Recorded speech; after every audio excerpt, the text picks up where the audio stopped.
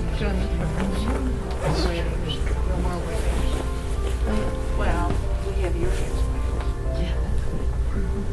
That's our first anniversary. You could tell from the 90s and the 80s. You can't see over the shirt, over the high. I'm waiting for Nancy and Tara.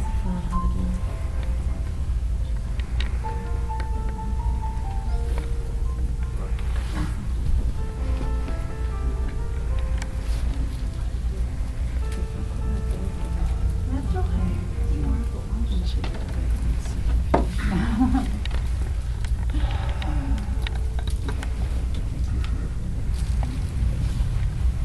So, Yeah. I know. She's uh,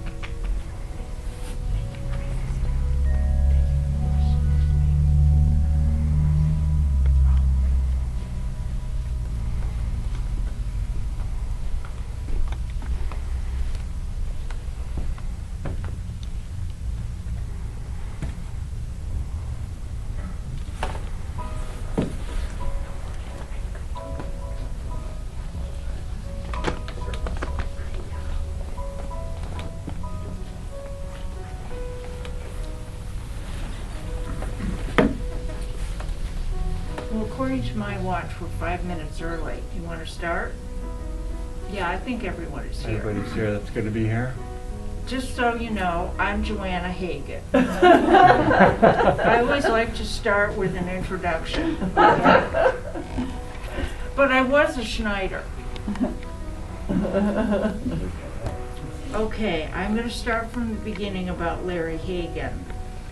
On August 8, 1942, a little boy was born in North Chicago in an adoption hospital called Misericordia. And he was born to this woman. Her name was Alice Heisey. She was also known as Sally. Don't ask me how that happened, but she was known as Sally. She was 23 years old, and she was a school teacher in DeKalb County, which is a northern county right on the border of Wisconsin. It was an unplanned pregnancy. This little boy's name was Paul Heisey. 10 days later, her name just slipped my name. I can't believe it. Lillian and Earl Hagan adopted Paul Heisey and renamed him Lawrence with a U to make it a little bit different. P. Hagan. He lived with three other, the entire family was adopted. His sister was 2 years younger, Mary, and then he had two foster children, Jackie and Ken, who also lived together in North Illinois. He was a bright kid with big ears. They had problems with the ears. They kept taping them back. He got teased about that a lot. And he was a smart kid. He was valedictorian of his 8th grade class and was a good student in high school. And because of that, he got a scholarship to Northwestern University to be an engineer. It was one of those work studies where you could work at a company and then go to school one semester. They had that back then. Well, for those of you who know Larry, Larry was a party guy.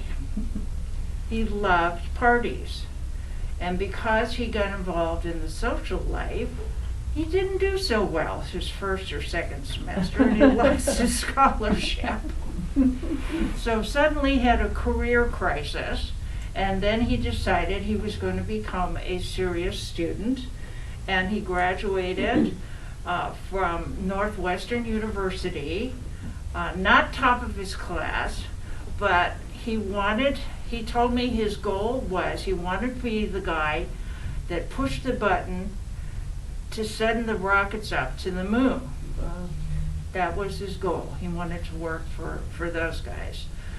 He majored in electrical engineering, and of course, he didn't go to NASA. I don't even think NASA existed back then. Matter of fact, they didn't. It was in the late 50s. NASA didn't get started until the 60s.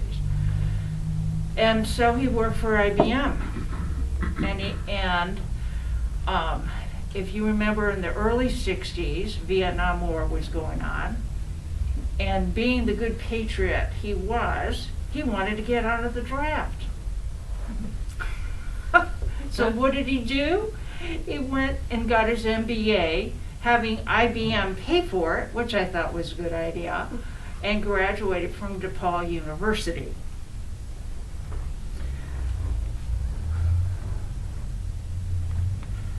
Then, years later, part of his job at IBM was to program inventories and keeping control of inventory. And back then it was called distribution management. Today it's called supply chain management. of which we're having quite an issue. And he also got 2 associate degrees in distribution management at the time. He had many jobs. He moved around. He started in Chicago, went up to Michigan, came back to Chicago, went down to Missouri. I mean, he's been all over. And if you ever look at his resume, he probably had at least 30 or 40 different jobs throughout his life. And he always lost his job due to different issues. It was really weird. You know, mergers and things like that. And the one thing, and this is what I'm channeling this from Larry, is his incredible resilience. No matter what happened in his life, my husband found a way to make it work for himself. Now that was remarkable. I mean, he was an inspiration. I mean, if any of the things that had happened to me that happened to him, I would have been totally crushed. I don't even know if I'd be able to get out of bed. Never mind, get up and start all over again and recreate himself. I met Larry in 1979. We were married 10 years later. That's a whole, well, yeah, we have enough time. I'll go through this. I met him at a luncheon for a now defunct association called the Administrative Management Association. I met him when I was working downtown in Chicago, and he was the associate manager for Chicago Bank. You know, the building that has that statue in front of it, the modern, oh gosh, not Chagall, who was the other guy? Picasso. There you go, Picasso. He ran that building. He managed it, all the different services and everything that needed to be get done. And we struck up a relationship back then, and I used him as a consultant for my company, and that eventually ran into a seminar series that we put on for the Administrative Management Society. So we traveled to Missouri to do that. And then my life fell apart, and I got divorced, another story, and eventually moved to California to start my career there.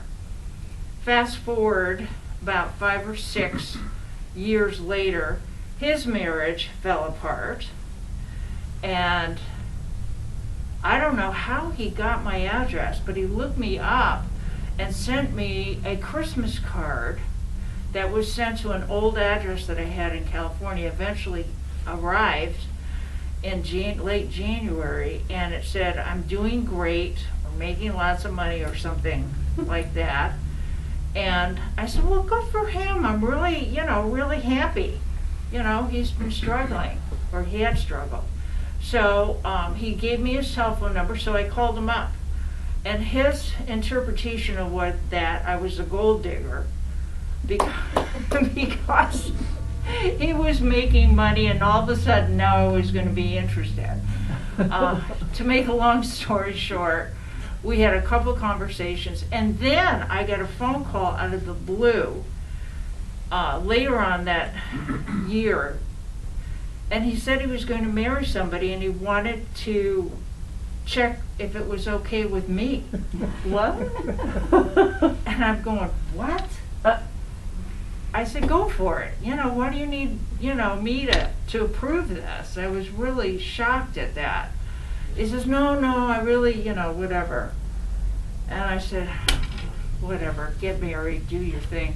He says, no, I gotta see you. I gotta talk to you. I said, okay, you're talking to me. No, I gotta see you in person. Okay. Where do you want, you're in Chicago, I'm in California, where do you want to meet? I said, well, let's meet someplace in the middle. So, I had never been to New Orleans. Oh, fun. So I said, well, let's go to New Orleans. It's in the middle. And, you know, I picked the weekend that was Valentine's Day and the weekend before Mardi Gras. So my idea was to sit down and say goodbye, go have a wonderful life, and party for the rest of the 3 days. So much for that deal. Full court press from Larry. Full court press. I don't think I've ever been courted as deeply as my husband did me. And I fell in love. I don't know how to explain it. I just fell in love that weekend. You know, he held my hand and it was like time stopped. It was just like something out of a movie. And I'm telling you, I never believed in that stuff. Never believed in it until this happened to me. Fast forward on February 14th, that Saturday, you know, we're going around, and if you know anything about New Orleans, there's a place called Jackson Square. That's where Jackson's on the horse, and then there's a church in the background. So he puts me in front of the horse and the church and says, I want you to remember this. It's February 14th, 1987, and it's Valentine's Day. Will you marry me? Click. Oh. I don't know where that picture is. I'd love to see it. And it's like, what? Are you nuts? So I was rude. I didn't give him yes or no. I said something vulgar. Those are my potty mouth days. That was in the 80s, guys. And the rest is, as they say, is history. I mean, he just stole my heart. And, you know, one day he said, you know, I said, well, I am not moving to Chicago. He had also moved to Indianapolis. And I said, I'm not moving. Oh, I forgot to tell you about the 14 points. Since I wanted to make sure he was really serious, because I just, you know, I figured it always worked in LA if I told him that, you know, you had to be taller than me, you had to be married once before, you had to have no children from the previous marriage, but be willing to have children with me, be making more money than I was, because I didn't want to support a guy. I seem to attract poor guys. What was the other one? Church. Well, you had to have an annulment in the Catholic Church, so I could be married in the Catholic Church. And the last one, which was usually the deal breaker, is my mother had to like you. And if you know anything about my mother, I know my cousins do, that was quite a feat. Because no guy, no boy I ever dated or ever brought home my mother liked, including my first husband. Especially my first husband. I should have been a clue.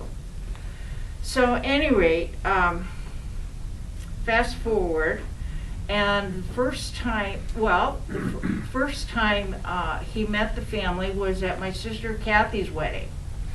And if you were there, he went to John Baber's bachelor party, and my Aunt Jeanette and my mom saw me dancing with Larry, and I don't know, my mom pulled me aside and said, if you don't marry this guy, I will be upset. Wow. And I looked at my husband, or Larry, I said, what did you do? I couldn't believe it. You know, and then he got his annulment in 9 months, which was a feat, because usually it took 2 or 3, you know, I kept buying for time, 2 or 3 years, you know, whatever. And all of that just dissipated, absolutely dissipated. And finally, I had to say yes. So, we got, let's see, where am I? We got married on February 11th, 2 years after he proposed. And for those of you who remember, you know, it was in Pasadena. And our first real bet, I never told this to anybody. We had an absolute screaming match on our first day married. And you know what it was about? Which route to take to the honeymoon site. I thought it was a horse and carriage. Oh my God. Yeah, my nickname, Larry, before I was on medication, that's another story. He used to call me Joe the Volcano. Let's see.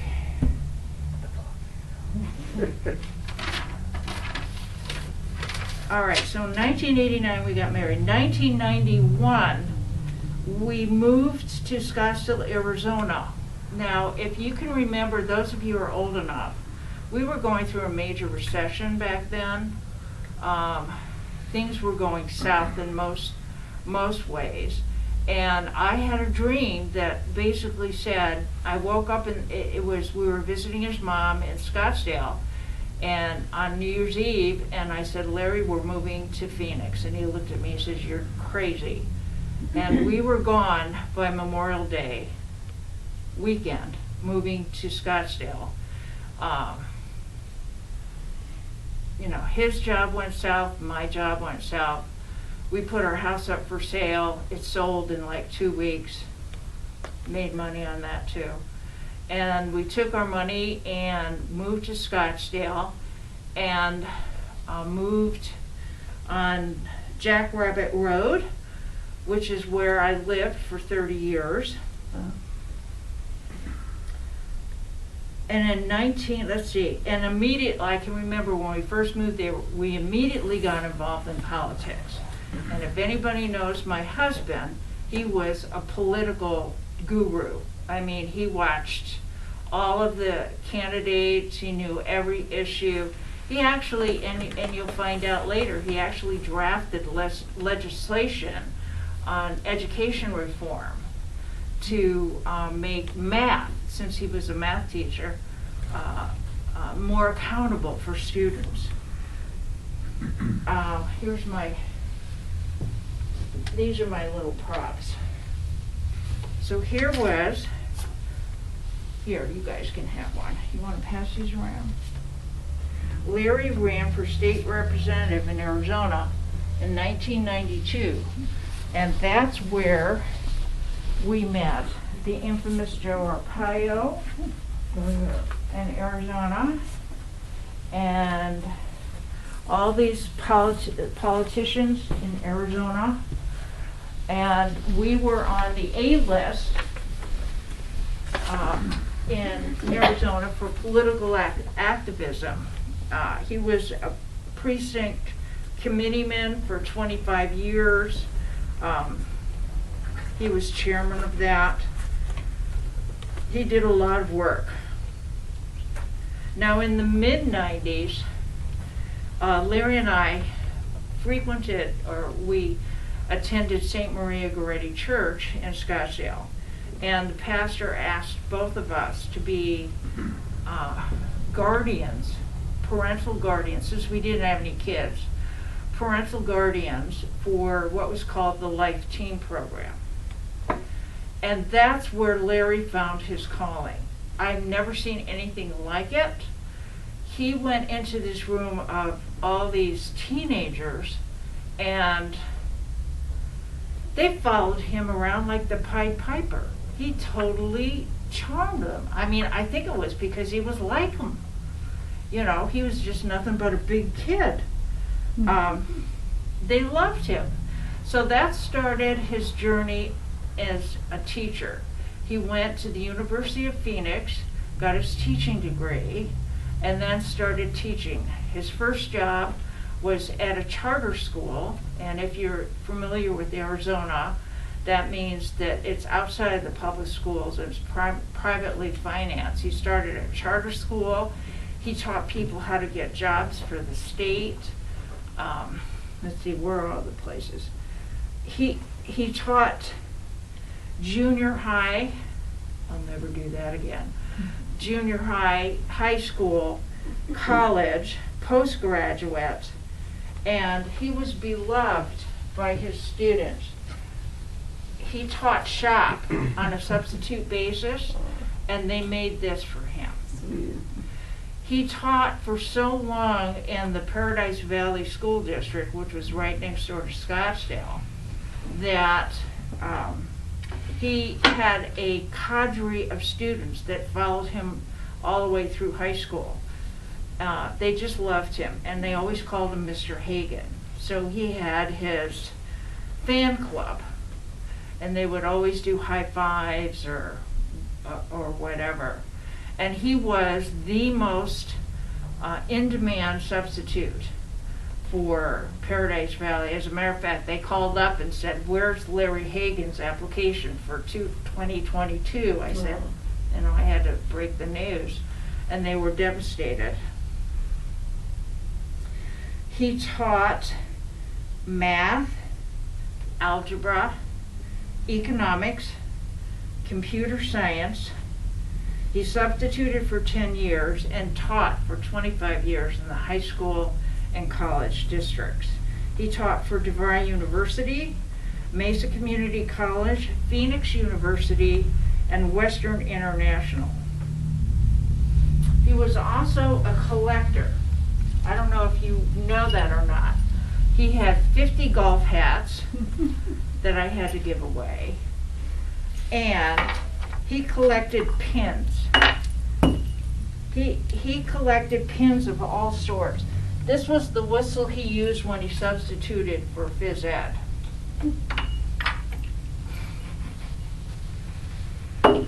So I had hundreds of these pins. He also loved trains. So when we go to the Platte, you'll see a railroad at the very, very edge of the river. He loved that because now he's near his trains.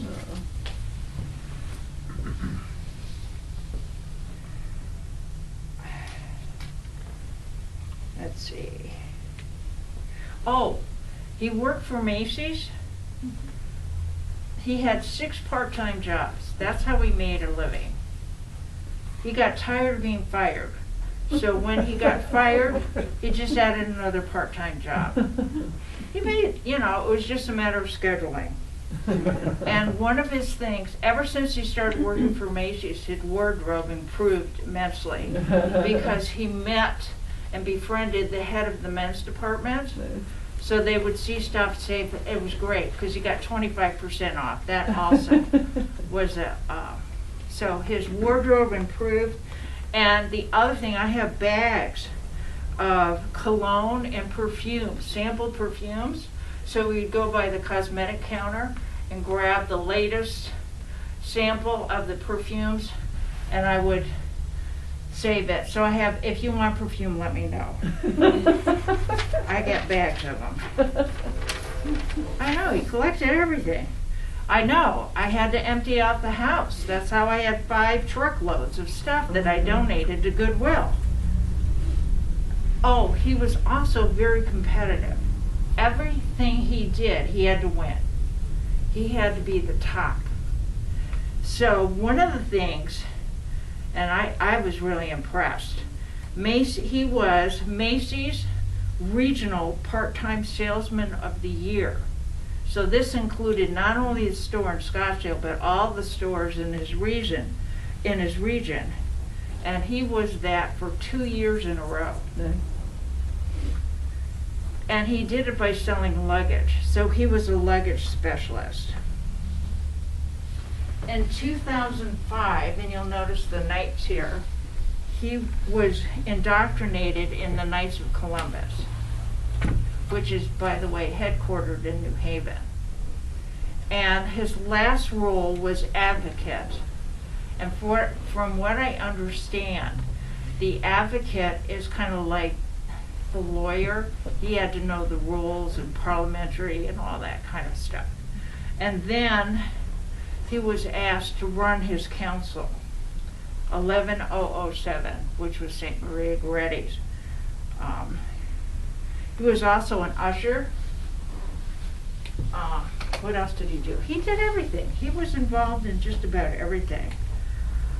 In 2020, he was diagnosed with prostate cancer, which at that time, that was March of 2020, has already spread to his pelvis. We tried hormone therapy and then an expensive drug, which costs us an arm and a leg, but nothing seemed to work. And yet the doctors kept telling us that they could cure it or they could fix it, and we believed that. In April of that year, in April of 2021, a cancerous tumor was found on his brain. And in late April, we put up the house for sale because we kept thinking it was going to get better. And on May 30th, the house sold. And on June 5th, remember this lady here? This lady here, she had another son, which we found, by the way, we found all of this out through 23andMe. Oh. And this is his biological half-brother. Wow. And Larry's last meal was on January 5th. June. Excuse me, I keep saying that. June 5th at the Village Tavern with his biological half-brother. 4 days later, he died of a hemorrhagic stroke. That brain tumor exploded and he passed in 24 hours. The doctors told me that it was a blessing because he was spared weeks, if not months, of excruciating pain because the cancer had spread pretty much throughout his entire body. On June 15th, was it 15th, Steve? I think it was. June 15th, we had a funeral. We had over 100 people there. It was overwhelming for me. They had a state representative show up, a city council member, former city council member showed up, substitute teachers that he subbed for showed up. The entire church office closed and showed up. The women's political organization that I belong to, Arizona Federation of Women, the entire board showed up. And the reason why they showed up is because every time we would go to a state convention, Larry on Friday nights would play Blingo with the ladies. And he totally charmed them all. I didn't show up because usually I was working during the day and I was dead asleep, but he would show up and play bingo, and he just totally charmed them all, so they all showed up. Who else showed up? The Knights of Columbus members showed up. And the comments I got, and I had no idea, you know, you only know your husband as a wife, but people will come up and tell him, first of all, you always have a story to tell or a joke. And then the other thing is he made other people feel good about themselves. I had no idea that that was going on. That was remarkable. That was totally remarkable. And I want to close with a letter from a congressman that he wrote about Larry. I was really blown away to get a personal letter from him. Dear Joanna, my sincerest condolences on the passing of your husband, Larry Hagan. His passing is a significant loss to the community and a realization of how precious our time is with our loved ones. Larry will be remembered not only by his family, but also his friends, associates, and the community. Joyce, his wife, we knew her too. Joyce and I will keep your family in our prayers. If I can ever be of service to you, please do not hesitate to contact me. Sincerely, David Schweikert, Congressman, 6th District of Arizona. At this point, I would like each of you to share your thoughts about Larry and share with us. Nancy, you want to talk about what you wrote? No, I'll try.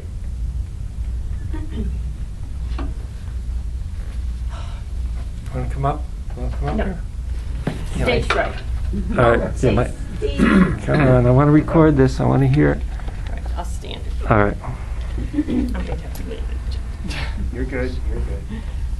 To the charming, educated, and faith. To the charming, educated, and faith-filled man who always had hope, a quick Irish wit, a strong moral compass, never quit, and who worked tirelessly for the benefit of his students. The one who stole Joanna's heart. Heaven awaits your arrival. Love, your friend from the East. That's right. She'd always sign your friend from the East. And they would send each other nasty birthday cards. That started right away. And Nancy's favorite name for Larry was Larry Boy. Probably an accurate description when I think about it. Anybody else want to share? I started to tell you how touched I was every time Larry told the story of how he courted you. And I would just watch his eyes sparkle and beam. And his knowing that he got such a catch, that he got his love, that he got his love. And when I saw his eyes just gleam every time he told that story, Joanna, I knew you guys had true love, and that made me so happy for the both of you. Yes, that's true. I was adored. And, I don't know how to explain it, but that's the closest I can come to it. I saw it, I heard it in that story, and I was happy for you and him for that. Thank you. Thank you. You want to say something else? Yeah, 3 things. One is one thing that you had shared with us, the 14 points, how you shared them with him, and he just put it in his pocket. He wrote them down and put it, you know how engineers have that pocket protector? He had one of those suckers on, and he stuck it in his pocket protector. And I'm looking at him going, oh my goodness. Oh wow. Yeah. And It was two- next to his heart. Yeah. Yeah, just the way he said no problem, that was Larry. Yep, no problem. And he was, I believe how he charmed all the ladies. He was just so charming. He would give me the sweetest hug and say, my favorite sister-in-law. He says that to everybody. Yeah, I figured so. And then the other thing that just so floored me, and it just was so him, just his inner strength and character, was when he was just so sick at the end, and we were Zooming with you guys, and he was like, he was staying, I think, in the living room on a chair, He was And- in a recliner. and he said his head felt like a bowling ball or something, but he got up, and in his just normal, totally normal self, used the computer and showed us your house with the computer, walked around the house and showed it with no complaints of how bad he felt, or no sign that he was feeling bad, and just his strength and his just positive nature. Larry He always was saw a bright remarkable. side of everything, no matter what happened. And that was inspirational to me. It's kept me going. I think I've learned that from him. and it is what's keeping me going right now. Well, I'll get up and say something. All Since right, I'm the say cameraman, I have to stand and listen. I guess Larry, because of just the way he was so easy to accept into our family. You know, he was like a cousin. Mhm. You know, kind of like you guys. You know, like part of the family, and it was so natural. He made everybody feel at ease and comforted, and when you would, since we never got a chance to go down to Scottsdale, I mean, they lived there about 30 years, our family never had a chance to go down to visit. So when they would come out, my sister and Larry, it was such a great, fun time because we get to see their nieces and my daughters, and when they just have fun. You'd be like a kid again, you know. You'd give them nicknames and you know, just do fun things as a kid would do, and it was always a wonderful experience when he came out to visit, and it just made the connection so special. And as Ellen was talking about, you know, things were getting rough in the last year. He really didn't give any indication that he was suffering, and